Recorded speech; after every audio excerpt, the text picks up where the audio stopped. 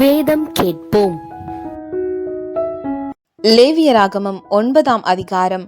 8ஆம் நாளிலே மோசே ஆரோனையும் அவன் குமாரரையும் இஸ்ரவேலின் மூப்பரையும் அழைத்து ஆரோனை நோக்கி, நீ பாவ நிவாரண பலியாக பழுதற்ற ஒரு கன்றுக்குட்டியையும் சர்வாங்க தகன பலியாக பழுதற்ற ஒரு ஆட்டுக்கடாவையும் தெரிந்து கொண்டு கர்த்தருடைய சந்நிதியில் பலியிட கடவாய்.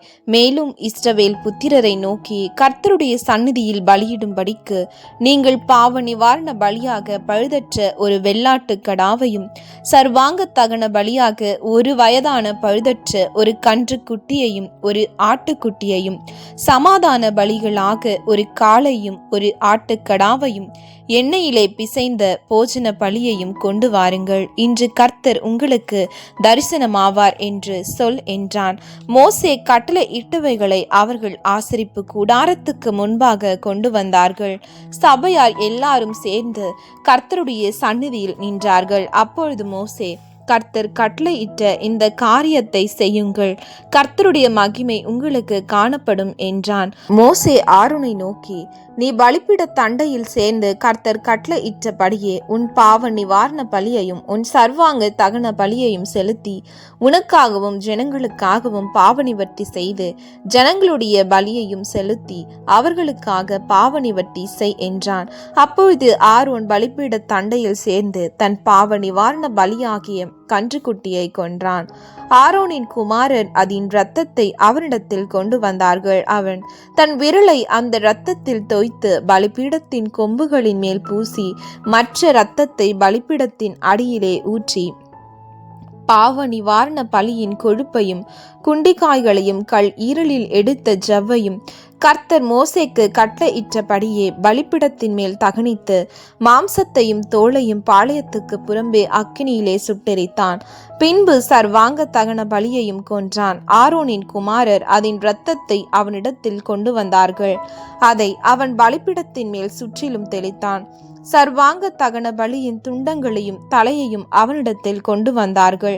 அவன் அவைகளை பலிபீடத்தின் மேல் தகனித்து குடல்களையும் தொடைகளையும் கழுவி பலிபீடத்தின் மேல் இருந்த சர்வாங்க தகன பலியின் மேல் தகனித்தான்.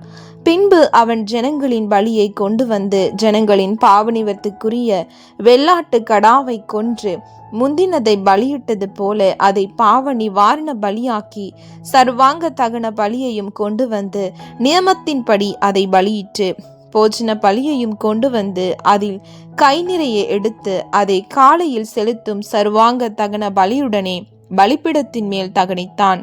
பின்பு ஜனங்களின் சமாதான பலிகள் ஆகிய காளையும் ஆட்டுக்கடாவையும் கொன்றான்.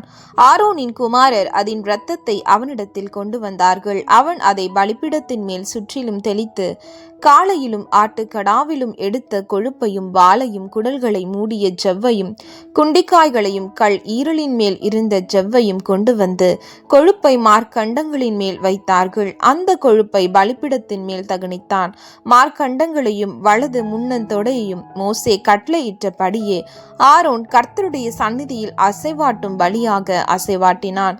பின்பு ஆரோன் ஜனங்களுக்கு நேராக தன் கைகளை உயர்த்தி அவர்களை ஆசீர்வதித்து தன் பாவ நிவாரண பலியையும் சர்வாங்க தகன பலியையும் சமாதான பலிகளையும் செலுத்தின இடத்திலிருந்து இறங்கினான்.